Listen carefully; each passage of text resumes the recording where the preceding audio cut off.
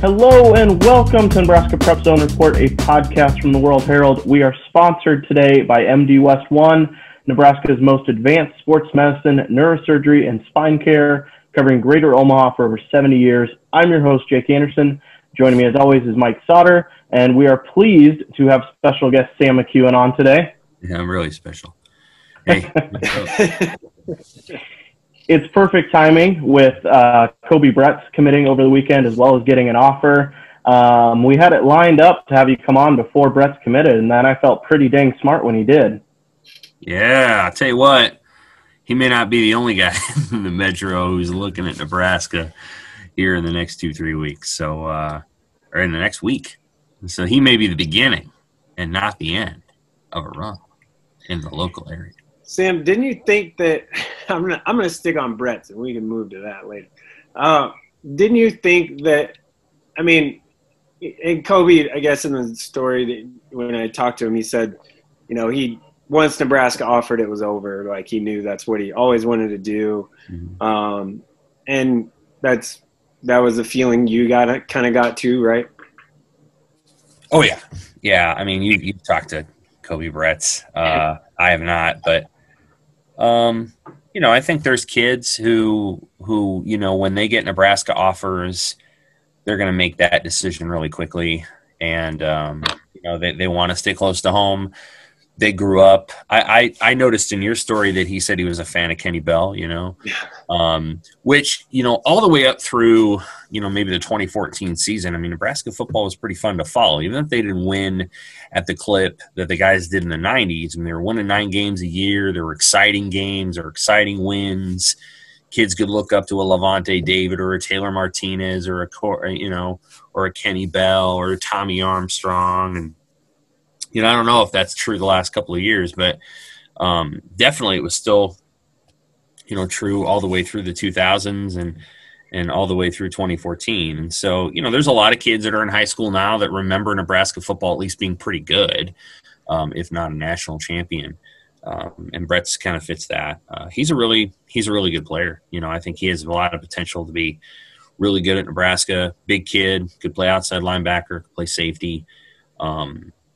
I guess I understand why Nebraska took its time in making that offer, because they tend to be pretty, I don't know what the right word is, but patient when it relates to those two positions, safety and outside linebacker. They give out the offers kind of judiciously, but when you watch him on tape, you know, you're like, this guy should play in Nebraska, you know, or he should play in a Power 5 school. And now he's in the fold, and I think Nebraska will be pleased they got him. Yeah. Go ahead, Sautter. Real quick, one play he made last year that sticks out just in my mind. I was standing in that end zone in that corner, and in the state semifinals against Millard South, he came across the field. He was lined up, I guess, against the slot. I'm talking defense on goal line, and lined up in the slot, and was probably probably the 5-yard line. Line up on the slot on the opposite side. The ball goes opposite him. He chases, and I forget who he hit, but he hit someone really hard. Yeah.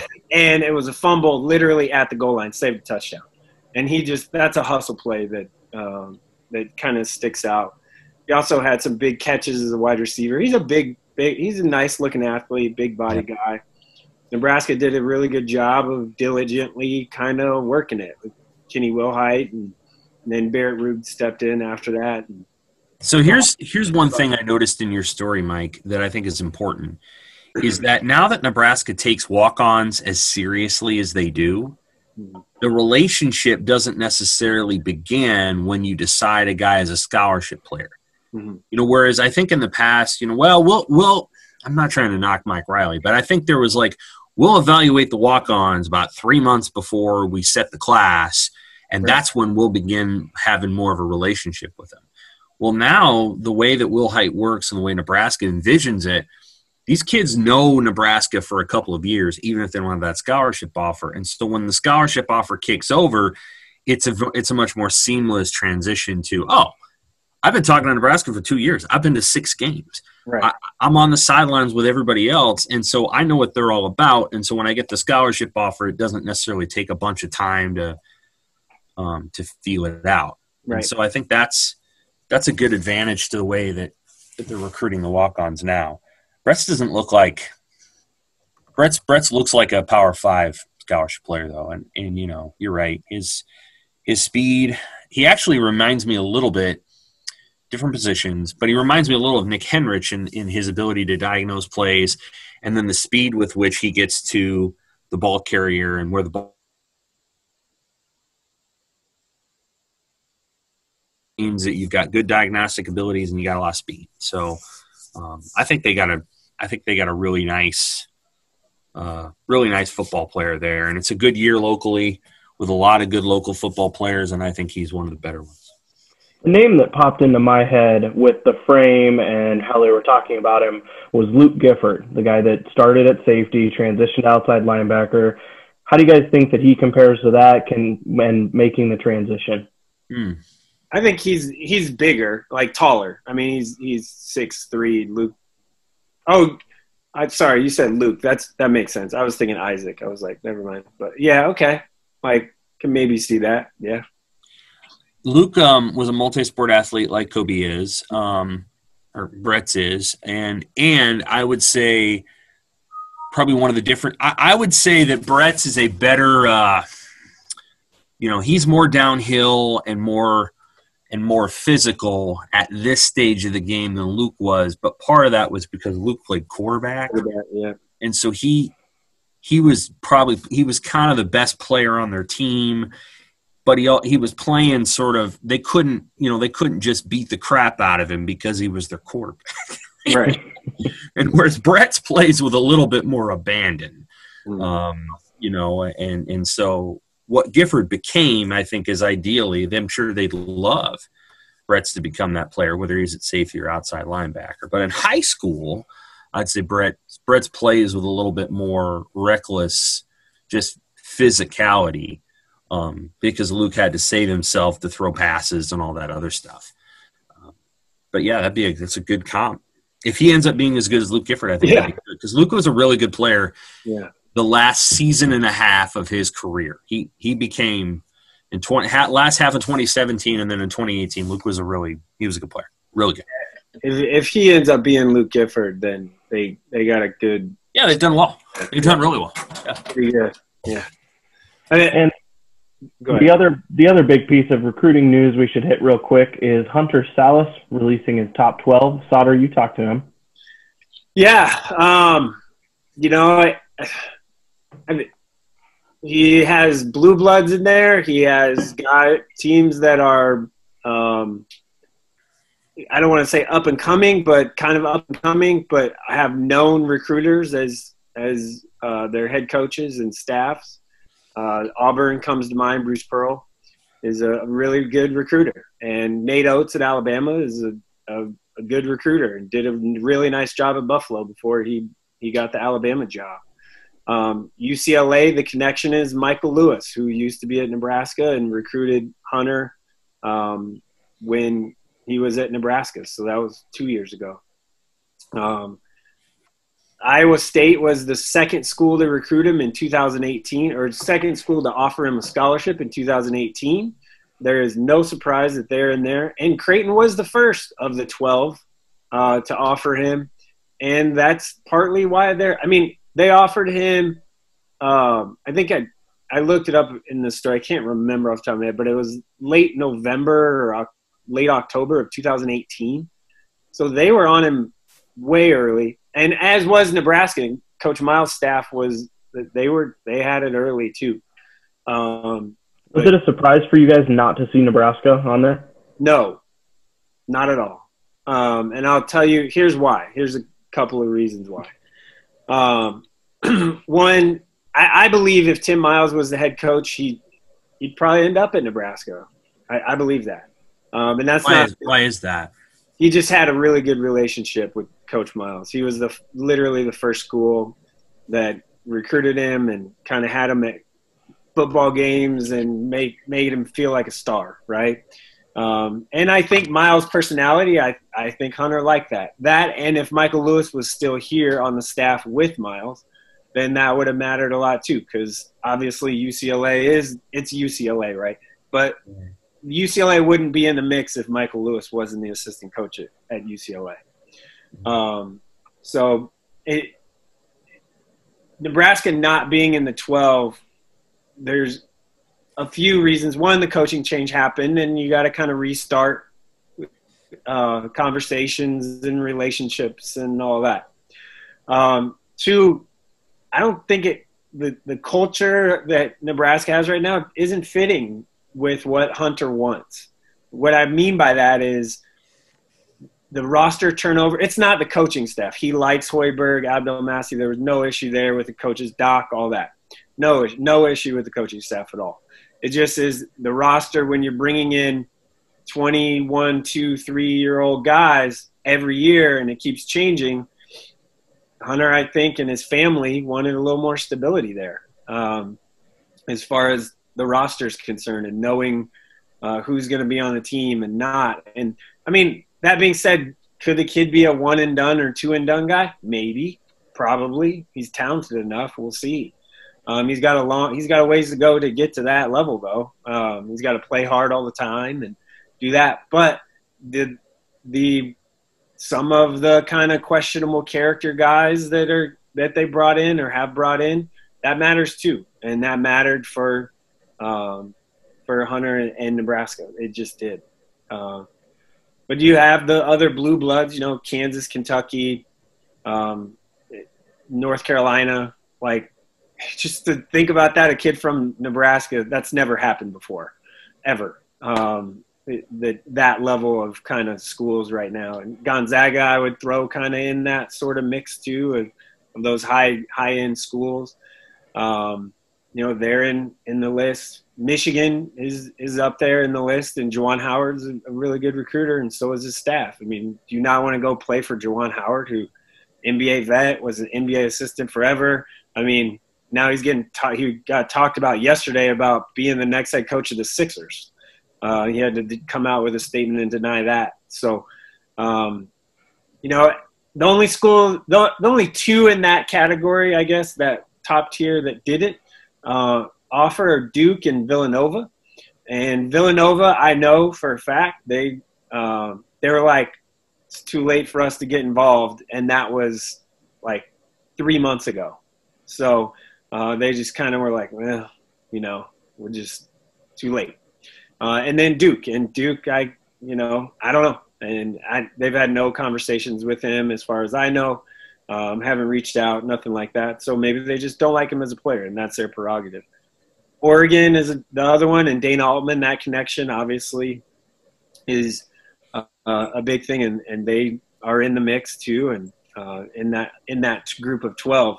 A funny, crazy, this true story happened here with this.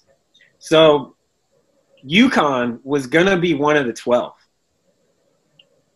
But Sunday, so him and his family met about 4 or 5 o'clock in the afternoon on Sunday to get the 12 cut, right? To cut the list to 12. UConn was going to be one of the 12. Well, what happened a few hours before that? Kenya Hunter, it comes out that Kenya Hunter is leaving UConn as an assistant coach to go to Indiana as an assistant coach. So UConn didn't make the cut in the top 12 because Kenya Hunter left literally the same day that would happen. And then what happens later on Sunday night? Kenya Hunter, assistant coach at Indiana, calls and wants to now get involved with Indiana. So it's kind of, and that is noteworthy because Kenya Hunter was at quite a few Millard North games last year. Yes, and he was an assistant in Nebraska with Miles. That's what I'm saying. Like, Miles was still a coach. So that's just a funny kind of story. Like, UConn, here's this top 20 player in the country consensus, and they could have got him or been in the conversation, right?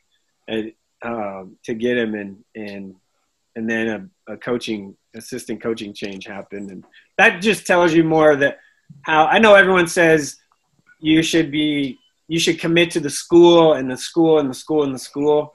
And it's assistant coaches in relationships more than the university or the school. That's just what it is. That's how families and recruits think. And that's just another prime example of it right there. Well, his recruitment will be something to watch. Sorry, Sam, go ahead. As it relates to Nebraska, one of the differences between college basketball recruiting and college football recruiting is you basically sign, you make your decision, you commit, and you sign before your senior season and before the season that the team is going to play when you're a senior. Right. And so I think one of the questions right now, just around Nebraska in general, and we may see this play out with some of the guys they have, in their 2021 list. I think people want to just see Nebraska, put a team out there that looks like it's going to win more games. And that's no knock on the way they're doing things. But, Hunter Sallis is going to make a decision before Nebraska plays this season. If Nebraska won 19 or 20 games this year and seemed to have a little bit more stability, I think it would maybe look different. But, if you just compare Nebraska's season last year, which was, growing pains and all kinds of things, to Creighton's season, I mean, there's no comparison between those two programs at this moment. If you're just going back on last season, my hope is that that Sallis, if he decides to stay closer to home, that he goes to Creighton, because I actually think Creighton is a program that A, will make you better, and B, actually fits some of the things he can do. I just don't get the sense that sticking around here is what he's going to do. So. Right. I don't know. Yeah. There's such a wide variety. I mean, there's a lot of difference between Kentucky and, honestly, even Michigan, but like a big difference between Kentucky and Iowa State. Those programs have completely different visions, completely different things. So it'll be interesting to see how he navigates the journey between the vastly different visions of those two programs and others. And really, like, Kentucky, with the way they recruit, not saying everyone else doesn't, but like, let's say he gets banged up, misses as a freshman and misses half the games. Well, what is Kentucky going to do? They're going to go get the 5-star, yeah, you know what I mean? So there is a risk with some of that, and I think a couple of things important to him and his family are that he's going to be taken care of no matter what happens as a student, as basketball, obviously, athletically, physically, all that stuff. Yeah. I think that those things are extremely important to him and them. I think you're going to see college basketball programs backing up just a little bit. Some of it's going to be that you're going to have eventually high school players can go straight to the NBA. And some of it is, I think we're getting closer and closer to a saturation point in the NBA where, you're not going to get into the NBA and just be a star right away. Right. Or even play that much. I think you're going to see more kids going G League, one and done types just going there instead. And you're going to see colleges maybe focus a little bit more on the 2 or the 3 and done guys. I don't know. I think the NBA is getting closer and closer to, we want to see what these guys can do outside of a collegiate setting. For 40 games before we draft him, because if you look back at some of the most recent drafts, some of the players have just been bombs. I mean, Markelle Fultz won't be in the league in 3 years. Right. Jahlil Okafor is almost out of the league already, and he's only been in it for 5 years. It's getting harder and harder to keep these kids in, because the quality of the NBA is so high that you're almost running up against. Marvin Bagley is another example. Some of these guys are not staying in the league. But Marvin Bagley would have been better staying at Duke and learning how to play basketball for 4 years than going right away. So I think you're going to see some school kind of back up. Hopefully. That's what I'd like to see. Yeah, I mean, eventually the one and done, I think they'll get rid of that and go back to just, if you want to go. But then you run into a lot of issues with, agents and stuff with high school kids. And that stuff happens anyway.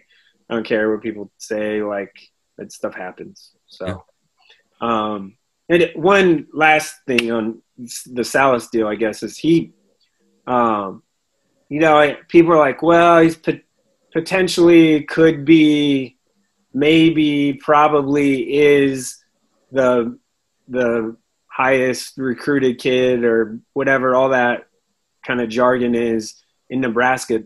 No, like he is. There's in the history of Nebraska, there's never been anyone, I don't care, the 81, 82 kind of years, like those guys weren't recruited by these type of schools. Right. So he is the highest profile, highest recruited kid to ever come out of Nebraska. Most recently was Okoye Gao, who went to Louisville, who had just won the national championship. If you look at Woolridge, Strickland, those guys, that 91, 92, the Trotters and that. I mean, Trotter was a McDonald's All-American. He's the only one there's ever been, and I'm guessing Hunter will likely be one. So when you look at it, he's for sure the most highest profile and highest level of basketball player that's ever come out of Nebraska, and he's still got a senior year to go. All right, let's get to the meat and potatoes of why we have Sam on the show today. The Super Six, part of our annual high school football preview, and you guys help pick that every year. We had a good Super Six this year. Nebraska's QB commit was on there, big offensive tackle from Elkhorn South. Why don't you guys give your thoughts on the team real quick? I'll go first real quick, and then Sam, you go. North Dakota State's quarterback commit was not on there. There you go. Sam, you can take it. That was definitely an area of contention this year. Right, but I think he should have been on there. That's just my opinion. All right, go ahead. Yeah, it was a really strong group of players, and I think it's going to end up being just such a wonderful year for Nebraska high school football. It's so sad that OPS isn't playing. That's really disappointing. But such a wonderful group of high school athletes who are going to be seniors. The 6 we picked are definitely deserving. Then you have a Bretz. Then you have a Peyton, a Cole Peyton, Cade Haberman.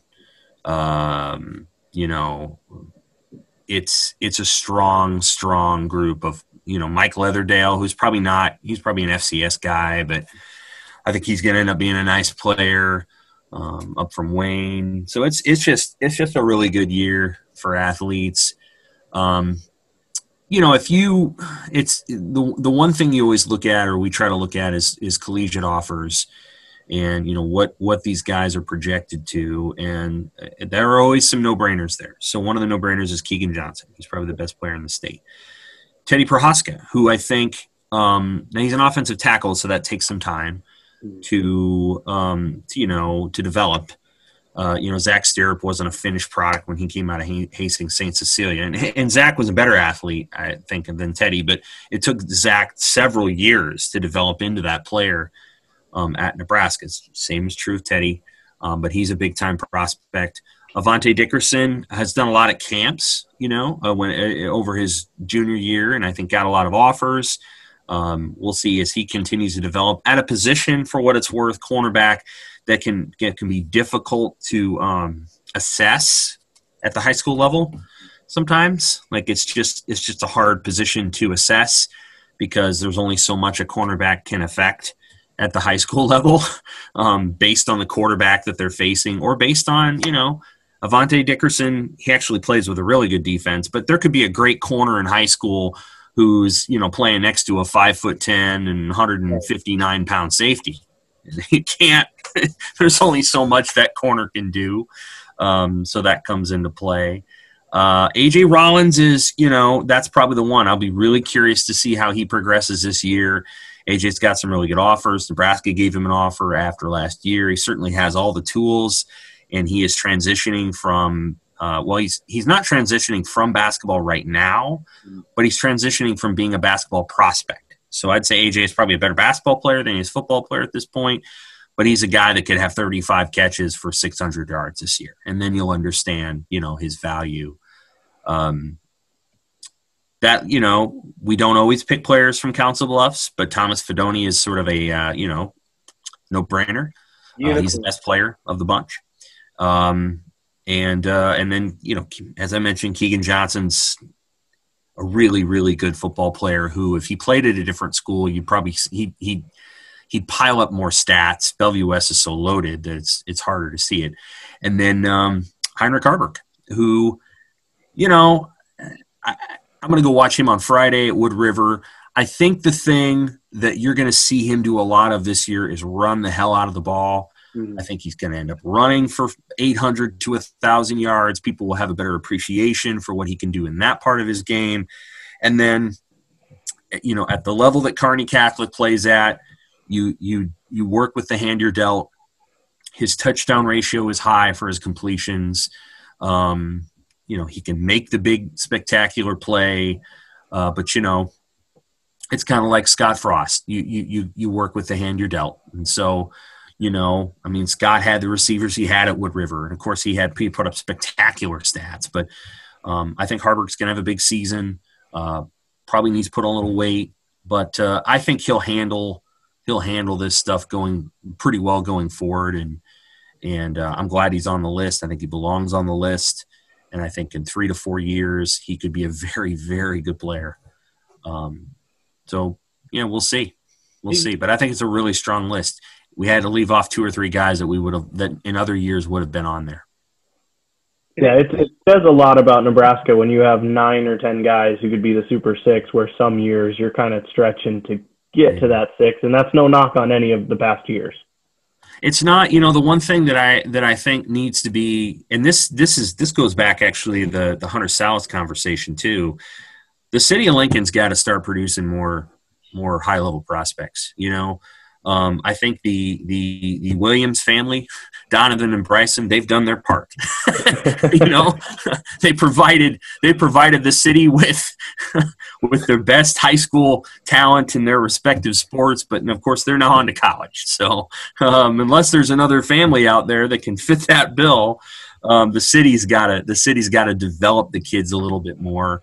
I think Nebraska, you know, there's only so much a college can do, but I think, you know, the University of Nebraska's got to say, hey, why is Lincoln Hoops nowhere near what Omaha is? Are the kids down here just not any good, or they need to figure that out? That needs to be developed, and I think, you know, there's no Lincoln High School football prospects on this Super Six, and to be very honest with you, I don't know that there was anybody in our top 10, and that doesn't mean there's not good players down here, but I think they've got to prove that. And sort of emerge. That goes for walk-ons down here. You know, will there be a local walk-on who's a really elite player at Nebraska? We'll just have to see. But for now, it seems like outstate Nebraska does a better job, and Omaha does a better job, and Lincoln needs to kind of pick up its game.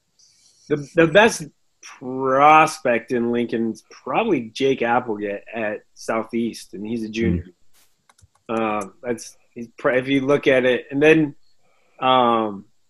Burton at South. I mean, Nolan Moulis is a D2 defensive end at Southwest. There just isn't a lot right now, and frankly, hasn't been a ton. I mean, Gifford was really good. Isaac was really good. Yes, he was our Super Six. So Isaac was on our list, but again, and I don't mean to knock the city, right? But you know, Isaac and Luke's dad. Yeah. Yeah, well, Isaac and Luke's got where they are in part because their dad is who he is. Right, you know? right. He's a principled, hardworking, good father that got that family in position to be where they're at. You know, like it's him. Right. And so if it isn't an individual family like the Giffords or Donovan and Bryson, how is the systemic? Like, how is the system in the community? I think that's the thing that you got to see get back to where it used to be in the 90s where, okay, yeah, Barrett and Bo Rude were great players, but there was Ty Gifford and there was Ty Good and there was all these other guys who were good too. You know what I mean? Like it wasn't just one guy. It was a bunch of guys in the community. And, that's what's missing, and I'm not sure exactly what's happened there. But unless you have a family who's just really talented, then you've got to ask yourself, is the system producing the athletes that you want it to, and what can Nebraska, if anything, do to help that? Because on women's basketball, girls basketball in Lincoln is still really good. It's really good. Yeah. How is that not translated over to boys basketball and boys football? That'd be the question. Do you think the football thing is no middle school football no tackle football at the middle schools? Do you think that maybe has something to do with it or no? That's probably a question that I need to start asking, or you or someone, of like how, because I know this too. I don't know how Huffman brings in players from other areas. Let's be clear about that. There are kids who go to Bellevue West as freshmen who weren't necessarily in the Bellevue West middle school football pipeline. Right. But you know this. I mean, they got junior Mustangs, they got junior Patriots out in Millard, junior Wildcats. And so there's a developmental system that gets those players going, and I don't think it's that much of a surprise that Millard South, Millard North, and Millard West are really good most of the time. I don't know that there's that. There was a group of kids that stayed together in Lincoln who kind of went through, and then they went and played at Lincoln High, and they got pretty good for a couple of years. Yeah. And that's kind of how it happens. You got to get a group of kids together that want to stick together, that want to play together, and then they kind of go together. And now that Lincoln High is going to open 2 more high schools in however many years, 2 more, 3, 4 more years.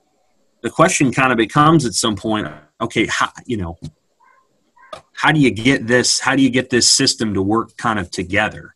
And I'm not sure, how that happens. But I was talking to somebody recently, Mike, that you and I both know, that said, Nebraska doesn't necessarily understand that some of these kids in Omaha, they look at the University of Nebraska as a completely different place. Yeah. Like it might as well be another planet or another state. Right. And that's true. Like it's not, I don't know how much Nebraska is on the radar of some kids, that live in the city of Omaha. And that's not no knock on Nebraska. That's just Omaha.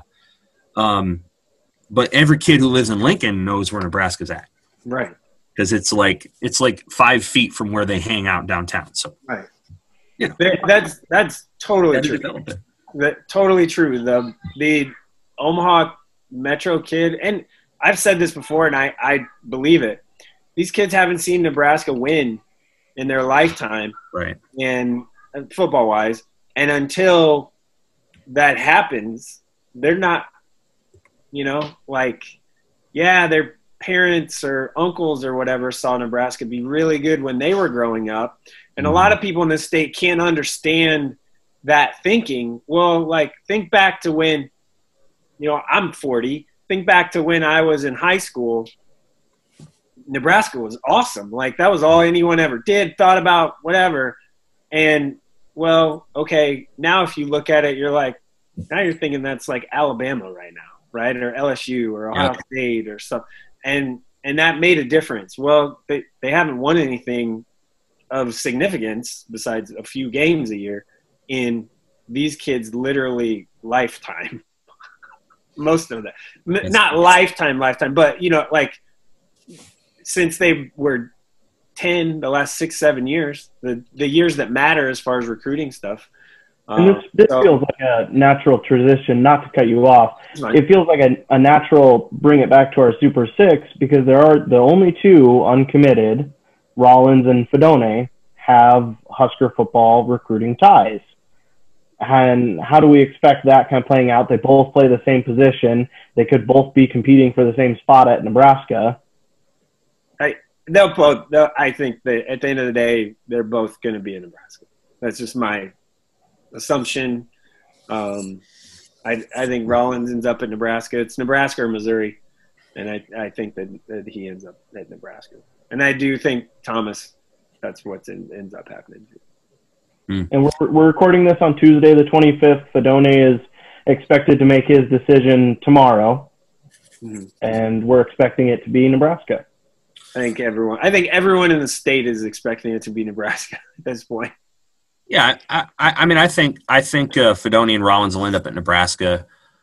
It's hard, it's challenging to talk to for us. I mean, you can't talk to them about current recruits anyway, right. But I believe that there's going to be a subtle adjustment in the offense, and that you're going to see a little bit more Tight end, emphasis. That's a player they can recruit to Nebraska. There's actual tight ends in the region who are really good players who will go to Nebraska. And then I just think that's where the evolution of the sport is going. You know, if you look at the NFL, you look at college, you know, Clemson's got a great tight end. Alabama's got a great tight end. Ohio State's got a tight end. The best teams in the NFL are using 2 or 3 tight ends on every play. Kansas City Chiefs, San Francisco 49ers, Baltimore Ravens. They're using these big-bodied guys who are versatile and can play either an inline blocker or fast enough to be able to beat a safety down the field. And you don't tip your hand quite as easily when you've got a couple of tight ends that are kind of bunched up, and then, Thomas Fidone goes and flexes out. Oh, shoot. Now you got a outside linebacker on Thomas Fidone, and I don't think there's an outside linebacker in Wisconsin's football program that can cover him. I don't care who Thomas commits to, whether it's Nebraska or Iowa or wherever. Wherever he goes, I don't think there's a Wisconsin outside linebacker that's covering Fidone. So then you got to put a safety on the field. Well, okay, then you bring Fidone back inside and he becomes an inline blocker. All of a sudden you got a power set against a nickel. I think that's where Nebraska is going to – Scott Frost is never going to stay stagnant. He will never act as if they cannot get better there. He's always going to try to innovate offensively, and I think the innovation is going to be moving toward this. We're going to have big bodies all over the field. Our receivers are going to be 6'2". We might have a couple little guys in here somewhere, but we're going to be a big football team, and you're not going to know where we're going all the time. You won't be able to determine based on our personnel whether we're going to run power or we're going to be spread. And I think Fidone fits into that. I think Rollins fits into that. They could take a third tight end. It wouldn't surprise me if they did. And that's the name that we should add to this discussion is Norris tight end James Carney. Yeah. Well, yeah. I mean, there's a kid that's down south who they take. I don't know if he's going to Nebraska, but once Fidone gets in the ball, then all of a sudden, if he's in, then all of a sudden other people are looking at this and going, well, that's interesting. That guy's going there. Sometimes it's weird, but really good recruits committing somewhere attracts more good recruits. It's just that's why a quarterback in a class is so important. And Heinrich has done a really good job of recruiting as a peer. It's one of the first times that I've seen a quarterback just knock it out of the park in the way that he handles it. And I don't think it's any coincidence that he's an in-state kid. And he wants to win at Nebraska for reasons above and beyond his own personal glory. And I think this class that Nebraska's putting together is pretty dang good because I think a lot of these kids are going to want to play in Nebraska. And I think Fidone will be a part of that. That was the thing that stood out, and I'm not the first to say this, at the Super 6 photo shoot, all those in-state guys, all that have been at Nebraska camps, Nebraska games together, you could see that connection. They were teammates. They had the joke. They had let's grab Fidone and bring him down to Lincoln impromptu. The two that didn't were Dickerson and Keegan Johnson. They kind of hung out by themselves. And which was interesting because, obviously Keegan's going to Iowa and Dickerson spurns Nebraska for Minnesota. So, Sam, real quick, maybe the last question here. Do you think A.J. Rollins could be turned into a tackle? Well, I think that would take a lot. Yeah. I think that's always possible. But he's 6'4.5", 6'5". They want their tackles to be they want their tackles to be tall. And you have got it framed. I mean, yeah, it's possible.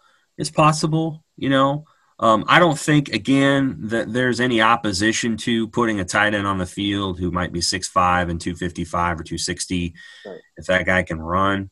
But there's a couple different theories about offensive tackles. And like one of them is you want him to be 320, 325 for a variety of reasons, or you're comfortable with a guy being 6'7", 285 or 290 if he's an elite athlete. And so, I think AJ'd have to grow a little, and then I think you'd have to be comfortable with him not necessarily playing at 315. Right. My sense of Nebraska is, based on some of the guys that they're recruiting, they want tall, and they want big. Right. So, I mean, Henry Lutovsky, who I think, by the way, is going to be Henry Lutovsky is one of my top 3 recruits in the class. He's underrated. He's a ready, he could go in and play right away kind of guy. He's 6'5" and about 335. So, right. He's a huge man for 18, and that's what they're kind of looking for. Really big football players who can fit in the Big Ten. Right. To me, Rollins seems more likely to follow that Chris Hickman, get him on campus, decide if he's a tight end, an outside linebacker, or flex out a wide receiver. Well, hey, if they think they can make an outside linebacker out of him, I'm telling you right now that's a premium position. Right.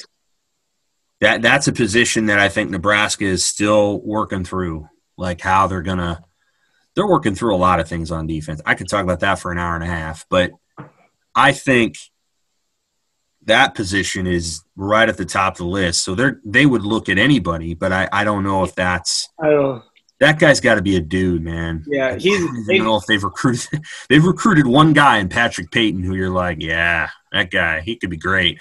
But he may go to Penn State, so it's just they're still working on D-line and outside linebacker. They've got their inside linebackers, I think, pretty well set, but those 2 positions, D-line and outside linebacker, are still a journey. Well, I think that's all we have for today. We look forward to, Sam, having your expertise on high school football this year and having you at some games. Unfortunately, no Husker football, but I don't have any expertise, but I am going to go watch Heinrich Harburg this weekend. I'm going to go watch him on Friday play Woodward. Sam, how many more Nebraska high school football experts are there going to be this year with no Nebraska football? Many. But see, they got to go to the games. Like if I were some TV station, I'd put these games on TV, I like being on the sideline. I'll take that. All right. I think it'll be a very interesting year for high school football, and we'll be there to cover it all. Sam, I want to thank you again for joining us. Until next time, thanks for listening. As the official team doctors for high school and college teams across Greater Omaha, MD West One Sports Med Doctors can get you back into the game stronger than ever. Meet the Sports Med team at mdwest1.com or call 402-390-4111.